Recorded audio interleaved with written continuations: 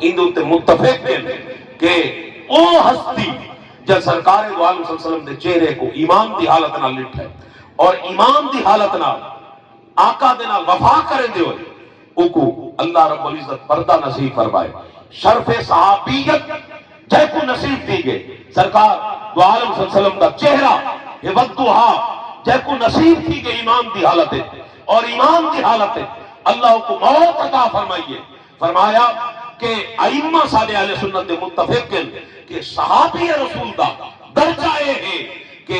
ساری زندگی کوئی غوث ہوئے، کتب ہوئے، ابدال ہوئے، اوتاد ہوئے، ولی ہوئے، ساری زندگی مدرسے ہزارہ بنا لے وے، مسجداں بنا لے وے، ساری زندگی تبلیغاں کرے، بظاہر نیکی ان دی زیادہ نظر آوے، نمازوں دیاں زیادہ نظر آوے، روزے حج زکاتاں ان بڑیاں ادا کیتیاں ہوئے، لیکن او حضور دا صحابی جائے ایک لمحہ سرکار دا اپنی اکھی دے نال چہرہ ودوہا دا دیدار کی تھا اور اجا کوئی نماز نہیں پڑھی،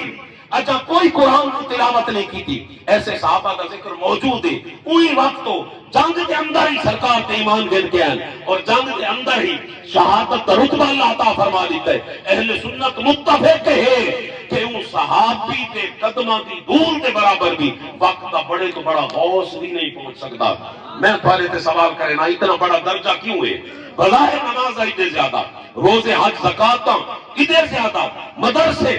آج کے دور کے بندے بے شک زیادہ بڑے ہوئے، غوث کتب ابدال دی سٹیج تے میں جھک کو پہنچ گیا ہو، لیکن وجہ کیا ہے کہ ان دی اکھی جڑا سرکار دا چہرہ ڈٹھا ہے نا یہ ایک نیکی اتنی بڑی ہے، یہ ایک درجہ اتنا بڑا ہے، نیکی اتنی بڑی ہے کہ وہ کو ہر نیکی تو ممتاز کر دیتی ہے۔ اس طریقے نال حضرات محترم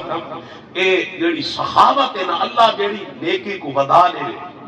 اللہ دا نبی